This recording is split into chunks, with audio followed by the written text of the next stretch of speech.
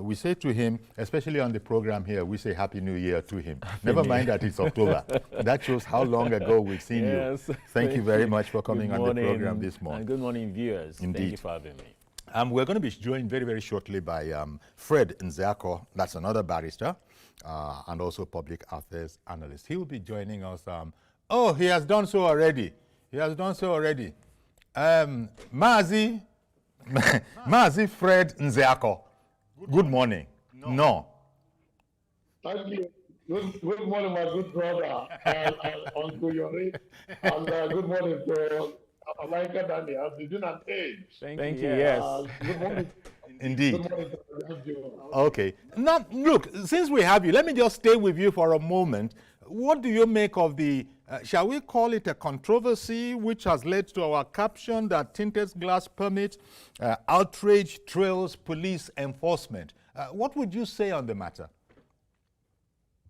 It is a controversy, and it is a very needless one because of the issues surrounding the tinted glass permits. The foundation is that it is a law made in 1991 under the military regime with an aim to ensure that people do not abuse the tinting of glasses, because it used to be the prerogative of people in government. And then some Nigerians try to become VIPs on themselves, and then they try to also tint their glasses so that nobody will see them from outside. But as of 1991, when the law was promulgated, it was fashionable to make vehicles without tint. But today, the system has changed. We do not manufacture any car. We do not even manufacture any glass. Nigeria used to have a glass manufacturing plant in Delta State. I think at Ugeli, Delta a glass company, but it has become moribund. So since we don't manufacture any one, every car that we drive in Nigeria are imported from outside, and even the ones that are assembled in Nigeria, the component parts are made outside. So it has become a fait accompli on motorists that the vehicles that they buy and drive have factory-fitted tips in their glasses, especially at the rear glasses. The front glasses, most of them don't have the tips. Now the police has reenacted that old law with a view to making money, and they claim that it is with a view to curbing the state of insecurity. So we need to ask the police, what is the basic essence of enforcement of this tinted glass permit? Okay. Is it because of money making, that is revenue generation, or because you feel that the tinting is obscures the drivers and the occupants of the vehicle, thereby creating an insecure situation? That has to be very clearly identified. Okay. And if the former is the issue of revenue generation, the question will now be, does the police have the authority to raise revenue? And even if they have to raise revenue, do they have to pay raise revenue through consultants? When we have single treasury account, and we have the RRR of the federal government, where you pay money through the remitter revenue services. So I think that is why I say that it is a controversy that is needless. Yes. And the police should spare Nigerians the hubris and the challenges of enforcement of these permits, because it has become subjudice. Subjudice in the sense that NBA and some other lawyers, before NBA went to court, one other lawyer had already gone to court. The matter was in court, and then NBA as a body under the Speedel arm of the NBA that is interested in special public interest law and issues relating to public interest has also gone to court, Federal High Court, and the matter is now sub judice. The police is now claiming that they have not received an order asking them not to do so. But it is an administrative order by the police, which of course lies in a lot of controversial issues. And that is why many Nigerians have called on the executive to call the police to order. and not to overheat the policy unnecessarily. Okay. All right, Fred. I beg your pardon for interrupting you. Thank you very much. Let me hear from your learned brother here, Mr. Layinka Ola Daniels in studio. What would you add to that? Because I know that in some jurisdictions, it's not all tints. Some tints of a certain percentage. In other jurisdictions, I see them measuring. The police have a device with which they can measure if it is more than 15%, if that is indeed the figure, then it's actionable. If it is not up to that, bar, you're good. And I imagine that I'm just imagining. I imagine that has to do with the police being able to see through the tint. I see a lot of tints where you have no chance of seeing the occupants of the car from the windows. So, in addition to what Barrister Fred Nziako has said here, what do you think about this matter, Nigerians being outraged, and also, as Fred just said, it being sub judice, meaning that you can't really talk about it, in that the matter is in court? Well, it is strike law that when a matter is in court, particularly if a motion notice or originating someone is served on you on interlocutory injunction, you stay clear. You remain status quo. So you are not supposed to proceed. So if police are supposed to be the enforcement agents and now the one disobeying the law, then I have an issue with that. Because you don't need the order. You don't need a judgment of court to say stay status quo when a matter is in court. It's sub judice. So you shouldn't even go into it at all. And that is what they are doing. And police have said that, look, if you like, don't obey, we will do this. And now, to question you ask, Okiori, about whether, the tint is slight, is dark. It's dark or whatever. I looked at the 2004 Act on this tinted permit. And the 6 sections that were there, if you look at that law, it says even colored, no matter how slight it is. And that's law, like what Barrister Fred said. That law was for that time, in 1991. And it was made by the military decree. That's Decree 6 of 1991. That was the law and was for a purpose. But now, what we have refused to understand and to take cognizance of is the fact that laws and time, 1991 and today, he said in those days we're manufacturing vehicles. We're manufacturing, we had the plants, the Peugeots and all that. Yes. But today, it is different.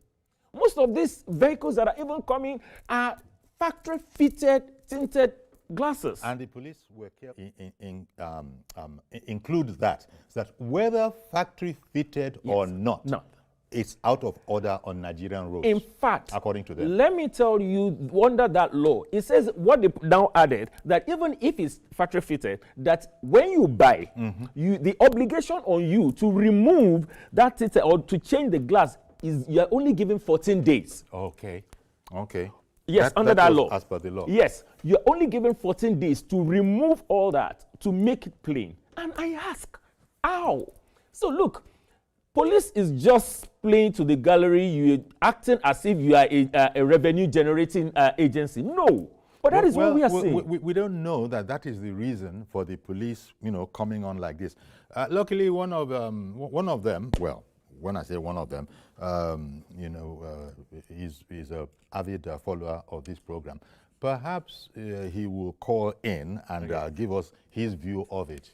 If it's not generating a revenue-generating agency, let's look at it this way. Don't forget that at some point, these tinted permits were being issued. We obtained it. I had my own. I got it as far back. Immediately my car came in, I got that. And there was nothing like renewal. Yes, no, So there wasn't. now, thank you. We all but got police is now saying that it is annual. It means that every year you have to renew the tinted permit. To what end? And just as Fred Nziako also said, it's it just doesn't make that much sense to the ordinary people, given what he has said and what you have also said about this whole matter. But I doubt that the police would just, for the heck of it, want to be a revenue-generating organization. After all, they'll be working at cross purposes with the president, who has said that, look, all these taxes that we are going to be imposing come next year, that it's not about stressing out the people. That's not the purpose. The reason is, and I think he gave the reason, it's about widening the tax net and all of that, but not to squeeze the people even more than they are already squeezed. Yes. Okay, Yori, we renew vehicle license in this country. That's right. We get all those vehicle particulars in this country, and we know we do that annually. And we don't pay to the police. No. We know how we get. Now, so because that law, that is why we are saying this law on itself, if is inconsistent with the provision of Chapter 4 of the 1999 Constitution as amended, that is Section 34, subsection 1, Section 35, subsection 1, subsection Section 36, 37, 30, all the way to Section 44 of the 1999 Constitution as amended. Any law that's inconsistent with these provisions of the law, it is void ab initio. So that Act of 2004 cannot work. And that is why the NBA went to court to say, look, we have no issue with you, but here it is. We must follow the rule of law. And we are in a country, this is democracy. When this law came in the first instance, it was during the military era. There was nothing like democracy, so they could put up any decree. They can wake up and make decrees. And that is why I have an issue even with the National Assembly. The legislators, they are there. I don't know what they are doing. Yeah. Fred, do you also subscribe to the idea that the National Assembly, even uninvited, should have felt responsible to comment on this matter? We have every reason to hold National Assembly responsible because the decrees of the military automatically became laws, acts of National Assembly, automatically. But they needed to look at all of them and see the ones that run contrary to the provisions of the Constitution. Don't forget that when this obnoxious decree was made, the Constitution was suspended. As at then, the 1979 Constitution had been suspended by the military, and then it only came back in 1999 Constitution that is prevalent up to today. So I expected the National Assembly to look at some of those military decrees and see through them and determine the ones that are in tandem with the Constitution and sustain those ones. And anyone that runs contrary to the provisions of the Constitution, especially with respect to fundamental rights of the citizens, must be jettisoned and trashed, or at best amended to be in line with the directions of democracy. So in that regard, I hold the National Assembly responsible. Exactly, because, okay, I have a caller waiting. Good morning. Who is on the line? Elder David from Alimosho. Good morning, Elder David. Go ahead, sir. Good morning, sir. Elder David from Alimosho, sir. God bless you, sir. Yori? Yes, sir. Good morning. The issue of state is for security reasons. They have nothing to do with revenue collection. Please let them understand that, because people are using it to commit crime. So you should not always read meaning to what government does. This government means well for this country. People use it to kidnap, rob people and others. That's how security comes in. They should understand that. That is my whole contribution. Well, may God bless this government. I always say it. This is a government ordained by God. Nobody can change it. Whatever they do is for the interest of the people. Thank you very much. Thank you very much, Elder David. Okay. In case anybody was looking for a reason for the police behavior, yes. Elder Davis has just provided one. Say, look, there's another school of thought that this does not aid security. And that's where the police come in, because you are making the point about we pay for all sorts of things, we don't pay to the police, and although the police will check this on the road, I think they have the right to demand your papers and see if you are in order. So that idea, can the police have taken security so very highly that they've decided that, you know what, this is not helping us. In fact, it's actually, it's giving us a problem. Uncle Yori, assuming without conceding a reaction to that, we are talking about security. The police is formed for a purpose to do their job. Mm-hmm. Now, when we talk about security, some of the people that you are looking for, that use tinted glasses, the criminals you claim you are looking for, and because of the tinted glasses, these people uses this same police as escort and to move around. Yeah. And you can't even stop them on the road because you are not sure of who they are, but because immediately you see escort with them, they can perpetrate any evil.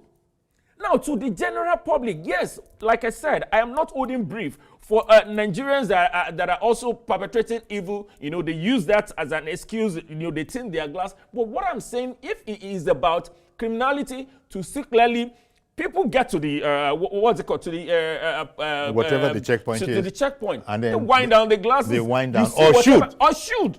Wind down. You see what? That even with the way I have my permit, and when we go on the road, with the front is clear, but the back side is there. And when I get there, in fact, sometimes when I forget to wind down, sorry, can we see what is happening at the back? And I wind down my glasses.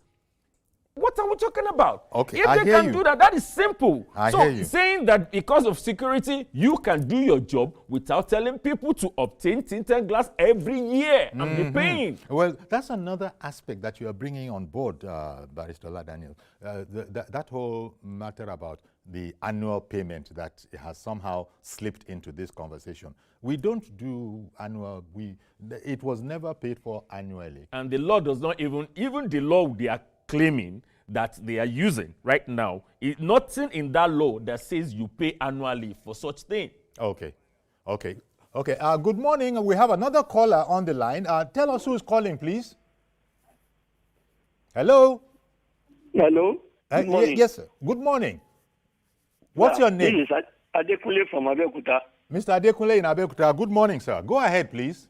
Yeah, good morning, Uncle Yori. And good morning, good morning to your two guests in the studio. Thank you very much. You see, this issue of tinted glass, honestly, to an extent, I want to agree with the last caller that said it is for security reasons. But the way the police is going about it is where I have issue with. The two lawyers are on the right path, fighting for the masses. Because the way the police is going about it, there are two types of tinted glass. There are some that are factory fitted. There is nothing you can do about it. To say somebody should buy a car and you start changing glasses, I don't know where that one is coming from. But there is another one that is with sticker. After buying, people go to the market, they buy all these factory fitted glass and they fix it by themselves. If that is what the police is talking about, I agree. But the one with factory fitted, if you look at it very well, you can still see the person inside. You'll be seeing images that there are people inside the vehicle. But the only thing is you may not be able to identify who the person is. Okay. But you will still see images. But the ones that are done manually, you will see that this is all dark. You will not be able to see anything. So in terms of security, I agree. But the way they are going about it, but like the two lawyers said, I don't think police is supposed to be, a revenue generation agency. Okay. So telling us to go and pay for tinted glass, I don't know where that is coming from. Thank you very much. Thank you very much, Mr. Adekunle, for calling in. Barrister Fred, this security aspect to it, surely the police should be able to ask for whatever aid, they see that can be provided by the public. Can you be a little more audible? I can't hear you well. Okay. Those that are in charge of that have heard what you just said. Thank you very much for the comment. So I don't need to repeat it. I think they heard it, that our viewers. Okay, we're on it right away. So the point I was making is that, is the police not right to speak up when they have any difficulty doing their duty, such as, for instance, being able to see inside a car clearly without going through what Barrister Ola Daniels has just said about winding your glass down? We should be able to see you through. What if it is the police's point of view that we should be able to see you without even you winding your glass down? After all, in other jurisdictions, they've given them a certain percentage that is acceptable, and if it is beyond that, where the police will measure it, I think there are optical devices they can use. If it is above a certain percentage, then you know that you face the music. From the point of view of security, what would be your commentary? Yes, from the point of view of security, to a large extent, police can be understood because of their abuse. Some Nigerians abuse the tinting of the glasses of their cars to the extent that the interior of the car becomes damn too dark. That even when they put on the lights inside, you won't be able to see from outside. So on that regard, it is nice to graduate the tinting, because even in the tinting itself, it has different cadence and different levels. That's right. The police should be able to distinguish between one tint and another. Yes. But two, those who commit the insecurity that the police will be complaining about, like my friend Aladania said, a lot of them have the money to buy police escort. So let us even start from there. Deny every non-state actor opportunity of using police escort. Every time the IG will say that police escort and utilization of the policemen by non-government top officers of government will be stopped. But at the end of the day, it ends in that address. They don't get to implement it. Number two, the boots of the cars are usually used for kidnap. So if you tackle people because of the tinted glass, what are the boots? Are we going to leave our boots open? Number three, why would we renew the permit every year? And if it has to be renewed every year, that means the idea is for revenue generation and no longer the issue of security. Yeah. And if it is for revenue generation, must the police be the ones to collect money on behalf of the federal government? These are the questions and posers that the police must answer. So indeed. I think that they cannot tar every brush with every individual driver with one brush, as if all of the drivers or the motorists are criminals. Let us completely ban the use of tinted glass at all, so that no car will have the tint, including the cars driven by government officials. We now know that it is a policy that in Nigeria, every car must come with plain glasses. Yes. So the manufacturers who target the Nigerian market will manufacture cars with plain glasses. If you ask Nigerians to go and change their glasses, that is a waste of revenue. That is one, individual revenue. And the two, we don't have these glasses made in Nigeria. So at the end of the day, if you look at the economics of the ban on the tinting, you see that it does not pay the country to completely ban it. But if it has to be banned because of insecurity, then let no car in Nigeria have anything at all. Indeed. Okay, we have to go on a break, but I think I have a little time to hear from you on this. I just wish the police would also call in, because I'm sure it's not possible for this broadcast to be going out and there won't be one policeman or policewoman of substance that is hearing this. And we'll pick up that phone and explain what is opaque to us. Sorry for that pun.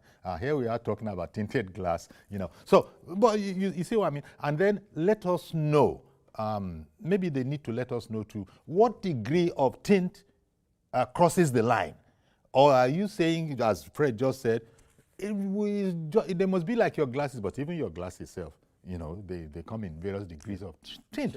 So the police need to speak up, because people are going where they are going now, that Is the police now a revenue agency, a revenue collecting agency? Let the police let us know what is unclear here. After all, I don't want to bring in, but say, look at Pengasin. Suddenly now everybody knows what was going on from what was. So we just don't know where we are. One can understand it once they mention that word security, but then again, what is the degree of tint that is unacceptable? So we'll take a break. Do please stay with us. We'll be right back. We'll continue this conversation, and please keep the calls coming in so we hear what the driving public, or for that matter, non-driving public, thinks about this whole matter. Stay with us.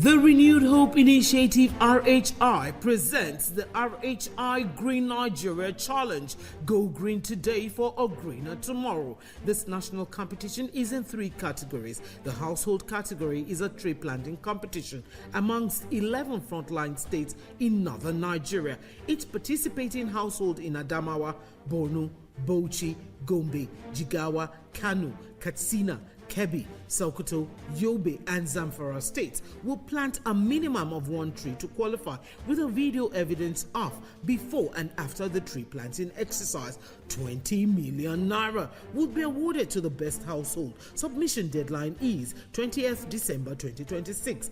Community category will see local governments, local communities, schools, and NGOs reclaim and transform degraded or abandoned areas such as dump sites, landfills, parks, and their likes into green, vibrant gardens, parks, and eco-friendly spaces. 50 million naira would be awarded to the overall best community group. Deadline for submission is 15th July 2026. State category will have all states of the Federation and the Federal Capital Territory, excluding Enugu State, have a chance to address the growing threats to environmental sustainability and cleanliness. States will be judged based on the number of trees planted on major roads and inner streets and how clean they are. 100 million naira will be awarded to the best performing state. Already, Enugu State has 100 million naira for being RHI's model green state due to its greenery and cleanliness. Video evidence must be submitted by participating states on or before 20th December 2026. All entries must be directed to RHI Office, State House, Abuja, or email rhi.greenchallenge@statehouse.gov.ng. RHI Green Nigeria Challenge. Go green today for a greener tomorrow.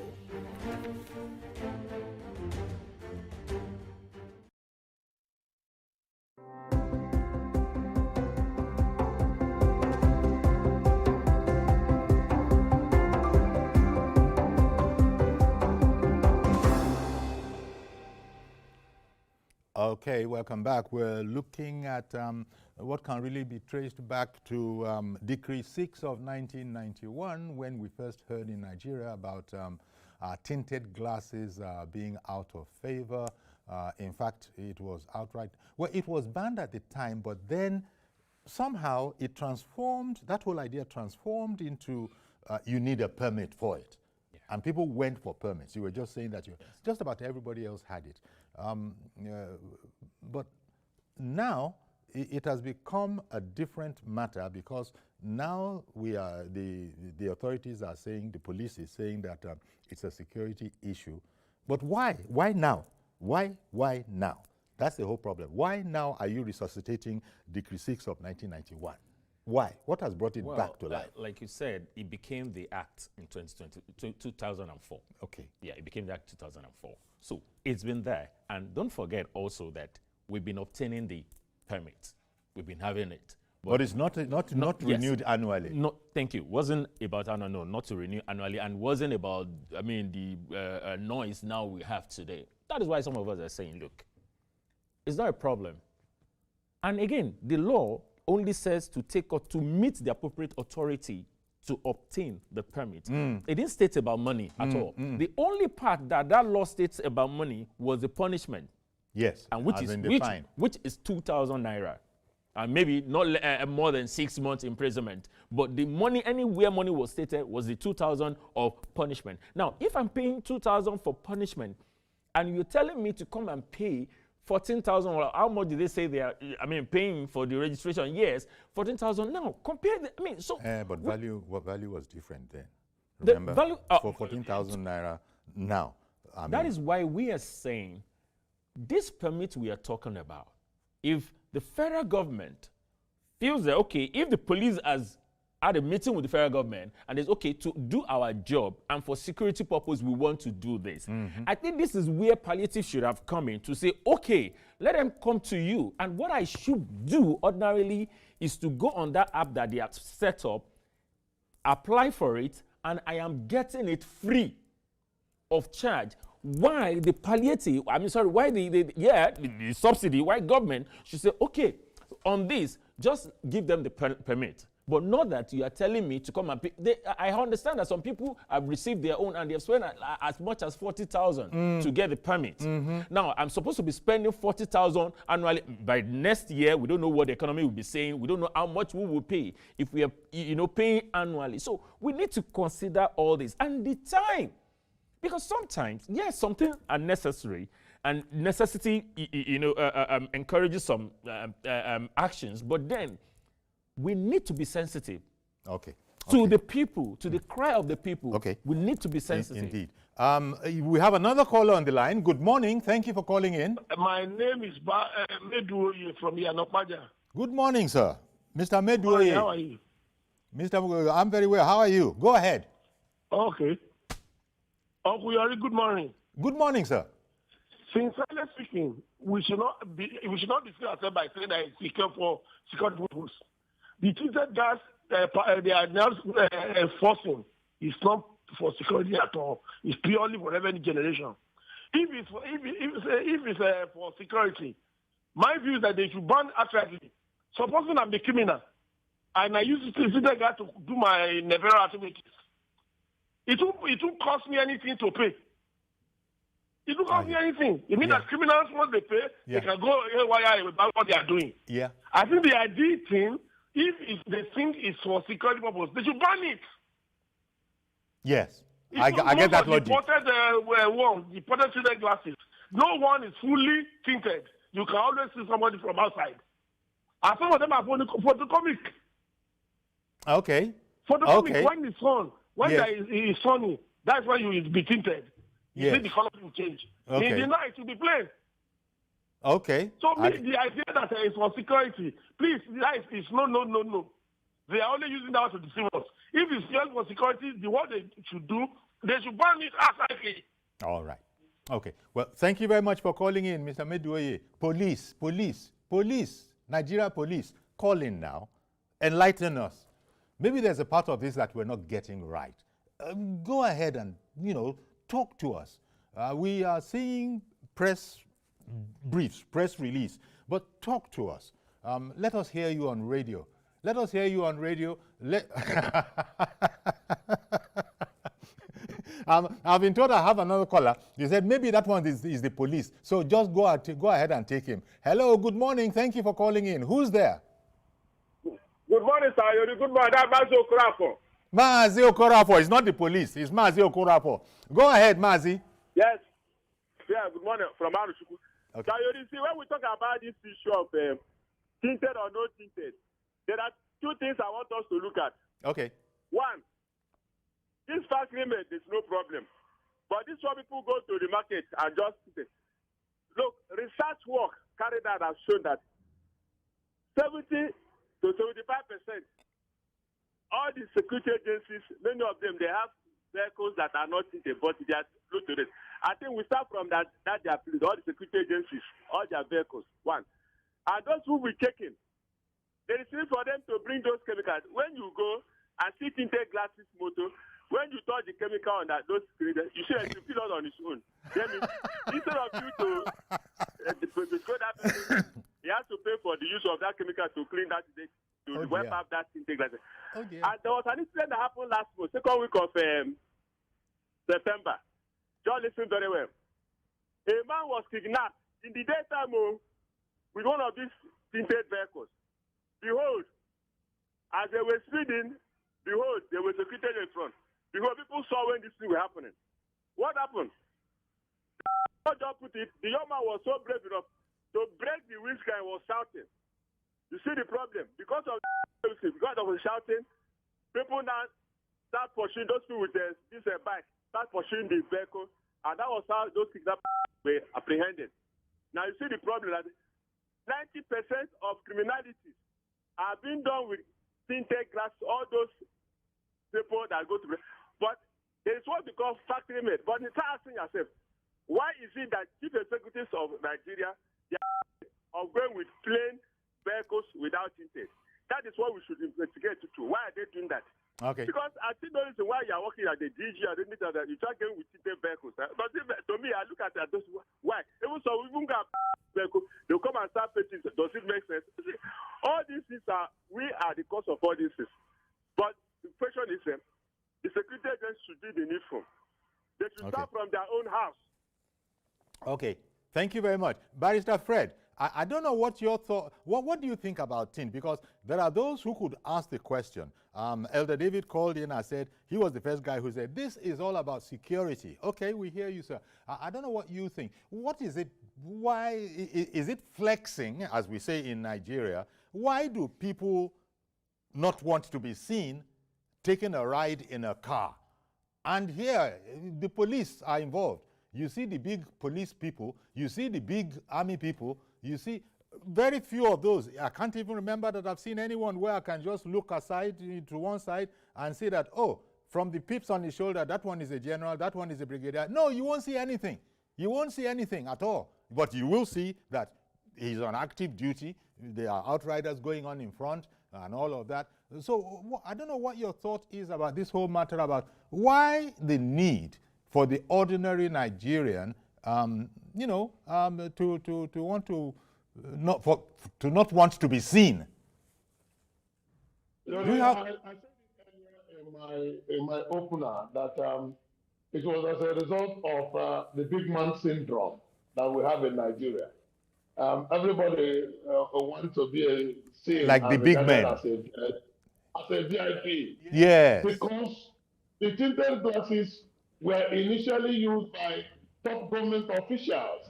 That's where it started from. Security officials. Yes. And then every other person now try to emulate them. So you see that the problem started from leadership and cascaded down to the level that the smallest of the society, once he has been able to acquire a car, would want to be treated as a big man. So I think it's a social issue, it's a social malaise, it's a societal problem. And it has to be handled in that regard, whereby people should understand that there is no need for that. And if that has to take place, the police should come clean with what their intentions are. Yes. If intentions are to dissuade people from hiding a tinted glasses, then it has to be made clear, such that we have to know the difference between one thing and another. Mm-hmm. There is no local government chairman in Nigeria today whose vehicle is not darkly tinted. That's right. That's right. There is no councillor in this country whose vehicle is not darkly tinted. Go around. And there is no government official who does not prefer to move around in tinted glasses.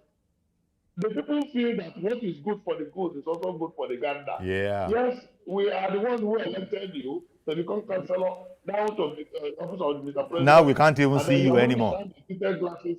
Then why won't we move around the tinted glasses ourselves? I think it is a social melee that has to do with the big man syndrome in Nigeria. Yes. Okay. Police, again, we're pleading. Please call in.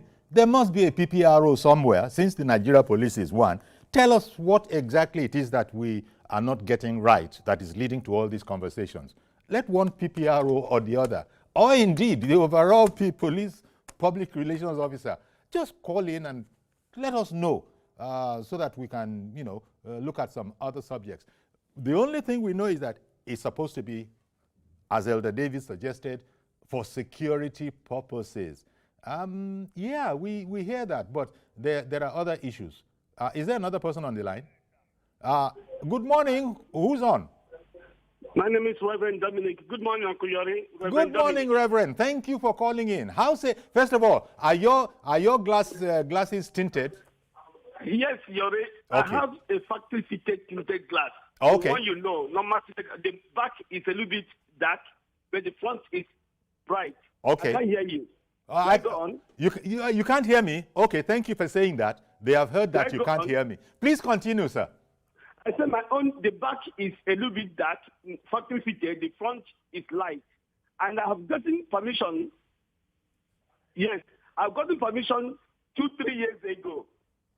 I don't know what they mean to go and renew the permission. It means that if a criminal is using a tinted glass, the only thing that made him not vulnerable is to get renewed documents, or that what he's using is not permissible. But let's say this, if there's deep thinking in this matter, honestly, there are many vehicles who must stop. As we drive on the road, most of our young boys, they just cover themselves. Even though it's very difficult to see on you coming on their side. So most of those, Nigerian made tinted, we must put our feet on the ground and set it off. But naturally factory fitted, which we import abroad, if we want to stop it, we could stop it from the point of importation. No vehicle this type will come to Nigeria. And this is common sense. Renew it every year. It's like you are giving license if that tinted glass is the issue. It's the security issue. Which means you are giving license to people who are using it for crime to keep it. What is 14,000? Okay. We kidnap people here today, we demand 40 million. If somebody is mischief and want to use the vehicle for mischief, what is 14,000 or 40,000? We must come to this point. The one that is so good, so black, so tinted, we should fix that. And naturally, light ones like factory fitted, we should continue and take our permits once in a while, which is maybe lifetime if that is the case. But renewing it is trying to say that it is good for crime. So if you want to use the community, come and renew it. Okay. It doesn't make sense. Thank you. Thank you very much, Reverend Dominic. In fact, in there, you answered a question I would have asked, which is that, so would you be in support of banning it for the Nigerian market? Don't bring tinted glasses into the Nigerian market because they are illegal. Would you support that? But I think you have answered that question by saying, everything depends on the degree, of it. Sorry, who did I speak with last? Was it you or Fred? It was Fred, yeah. So it's your turn now. Okay, Yori, let's clear this. It is not illegal. It is only illegal if you don't have the permit. That is what they're saying. Because if it is illegal, it will be banned. That means there will not be any tinted glasses. But if you are now saying... How about the degree of tint? How about the degree of tint? Like all those soldiers and all those police, that are... Their glasses look black. You can't even see anything. Sean, sir, you can hear me. The policemen can hear me. The soldiers can hear me. You guys go around with black glasses. At least that's what it looks like from the outside. So what are we saying about those? Okay, then if you are saying, because this is coming from the leadership now, then if you say it's for security purposes and we have your men that are all covered, it means that anybody can also use your vehicle to perpetrate evil. And also, if I cannot see your men and you want to see me, the same rights they have, they are Nigerians. Okay. There's nobody that is more than anybody in Nigeria. No one is bigger. So if all of us are Nigerians, that military man that is doing black is a Nigerian and is using our money, our tax money for his salary. Then I'm also a Nigerian and I decide also to cover my glasses. Then if you cannot stop him, you cannot stop me. Okay. It's either you ban it and everybody goes clear. Glasses, or we go back and we say, look, what we are still saying. This is against the Constitution. Okay. This act is inconsistent with the provision of Chapter 4 of the 1999 Constitution as amended. So you cannot go on this. You have to alter it first. Let the court determine whatever, the judgment can go either way, but whatever the court determine, let it be. Okay. Whatever it is our own submission, and not you solely thinking that you have power to decide whatever you want. For security, for me, I will still repeat, is a no-no, because those people that you are targeting can afford this money. Okay. They can always have their way in getting this permit, and they will still perpetrate those evils. Indeed, I understand. So I understand what you're we talking. need to be. So, they need to put on their thinking as cap. for one of our friends, AIG retired, Dr. Drosimi, let him call in. He's a policeman, a former policeman. He will know something about this matter, even those ones that we don't know by name. Anybody, call in and let us know what this whole matter is. Mr. Adebayo in Ibadan, in Abuja, thank you for your patience. Go ahead, sir. Yeah, thank you. Mr. Yori, good day, sir. Good day, sir. Go ahead, please. Hello, good. Okay, yeah, in Abuja, and I want to tell you that I've just collected my own tinted permit. You have to go to the office. They don't do any. Which office? The police office? You go to police, yes. A designated police office? You do it online. You do it online through post-up. You do it online. There is information. It's because we Nigerians, we are not patient. We don't. Yes. If they say for revenue, yes, I agree. Because I pay online, I pay about 2,000 something. Well, I heard that from your discussion that somebody paid 40,000. That one is just the people who are not patient, who cannot go through the stress of going to online. You said you paid 2,000. You have to go to the office. They will physically see you. They will know who you are. So I think police has a good intention. I know that criminals will want to go about it, but what they want to, they will see you, bring the vehicle, or if you bring to take a or that vehicle, they will know that the tinted one is either participated or whatever. So I think that's what they do. Mr. Adebayo, did you say you paid 2,000 naira for yours? Yes, on the online. Online, 2,000 something online. Or if you go through back door or whatever, they will collect a lot of money from you. I see. So when you go there, when you go to the office, they will show you, look at capture that will finalize the process. They will fill the certificate for you. What of CMR? CMR too is there. Yes. So I think they are doing things that so that they can curtail all these criminalities in society. But I know it's for revenue purposes because they need money. So that's what I want to say. But for people to say ban or not ban, if they use it for purpose of keeping our life, I think it's good. Okay. Thank you very much, Mr. Adebayo. Appreciate your call. And especially to know that you fixed yours online and it was 2,000 something. And so somebody has been talking about 40,000 naira. Well, you see now. Barrister Fred, you see where this matter, where the thing take come out again now? 2,000 naira only. With due respect to Mr. Adebayo, I do not believe what he said. Because I do not believe what he said. Because if the police themselves advertise the fee at 14,000, how come his own was 2,000? How come his own was 2,000? And I have not seen anybody. If you even go online, you'll find out how much you're going to pay. So I simply do not believe what he said. Okay. And online you will be told. Online you will be told 14K. I say I do not believe that. Okay. As investigators, let us go online. When we finish this program, we'll go online and let's see how much that there is to prepare there. I do not agree with him. Then let me pose this question. Let me pose these questions. Do we stop making actions? Do we ask military to stop wearing uniform because criminals can sew military uniform and use it to protect crime? Indeed. Do we ask the police to stop wearing their uniform because criminals can make police uniform, and even there are even incidents of fake police that are abound in the system? Mm-hmm. So all that argument will go to no issue. Okay. We need to tell ourselves the blunt truth. All right. I beg your pardon, sir. Sorry to interrupt you. Mr. Abayomi in Egbeda has called in. Good morning. Abayomi Egbeda, good morning, sir. Good morning. Okay, go ahead, please. Quickly. We're almost out of time. Good morning, sir. Thank you for calling in. Good morning. Good morning. Am I audible? Yes, you are audible. Please carry on quickly. All right. I agree with every contribution that says the purpose is for revenue. Right? I believe so. It's for revenue because it's solely for security. Oh dear, I think the thing snapped again.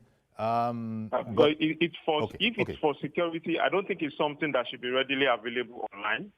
I applied for mine online also, and I did my virtual verification online as well, and I got that certificate. So I believe it's solely for revenue because it shouldn't be something that should be readily available. How much did you pay? How much did you pay? And how much did you pay? Like the last caller said, you should be able to walk in and do physical verification. So how much did you pay? Part of it that I'm not too happy with is the fact that you have to renew it every year. Okay, all right.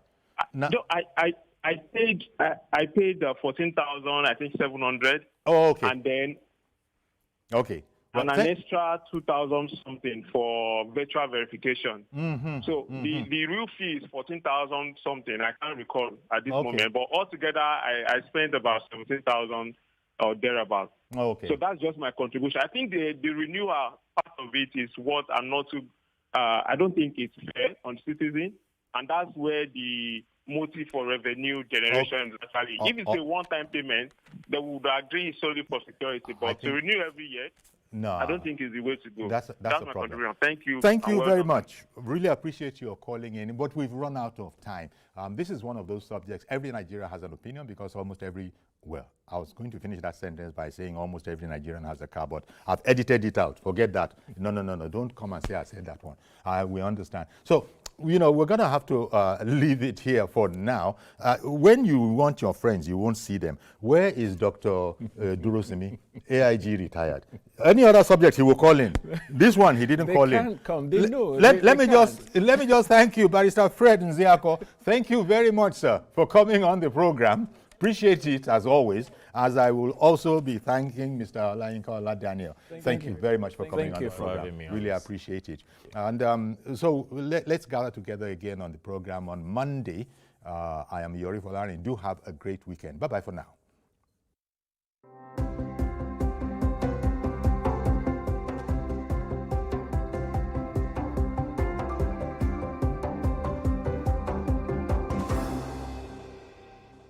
Following is a paid presentation by ShopX TV.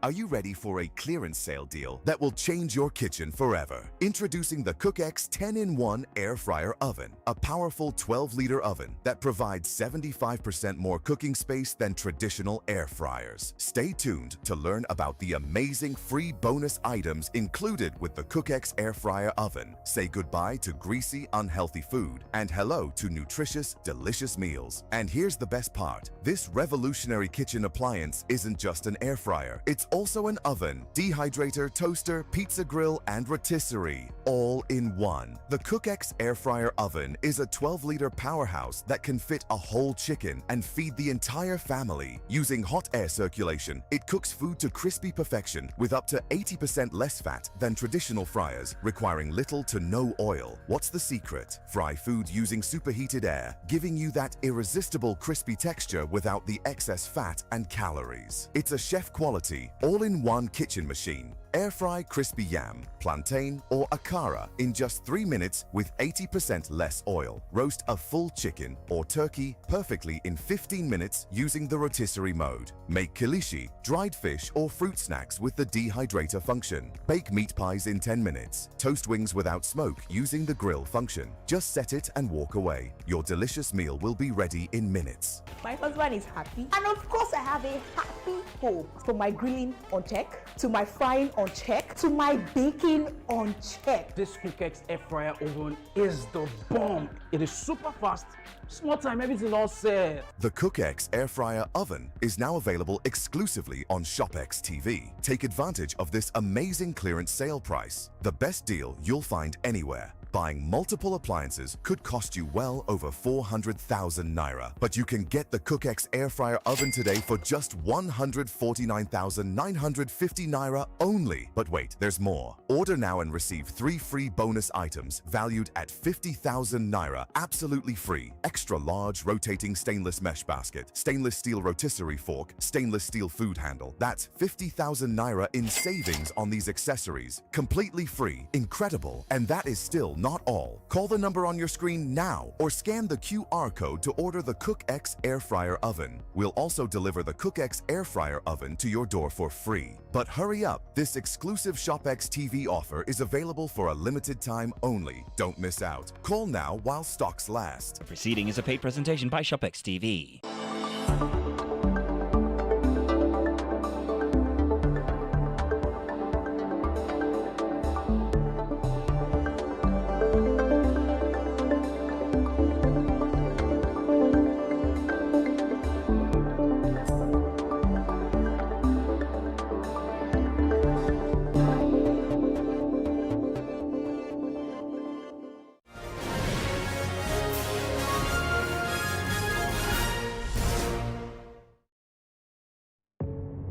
Doubt and fear doesn't occur at the canvas, it shows in the canvas. It shows the conation of raw ether material slabbed, stroked, and molded at a pace provided by the doubt and fear. Every move way in the struggle of one to the other, merging the past to the present, brushstrokes of colors seen but not known. For when the wailing stops, the pieces settle down in abject beauty, erected for a century of a century. Speaking, advocating, protesting as the arts are meant to be.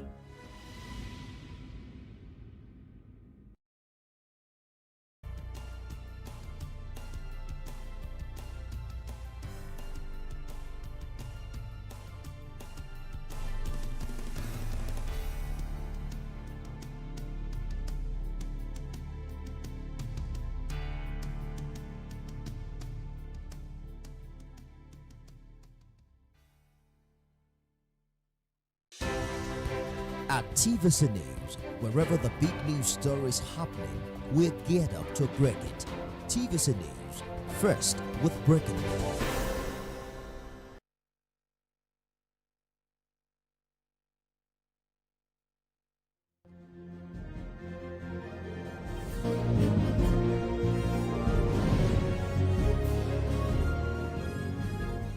Everyone for joining us on TVC Midday News. We'll begin with the strong endorsement of President Bola Tinubu by Nigerian-American billionaire and global infrastructure titan Adebayo Ogunlese. This support marks a turning point for Nigeria's investment story.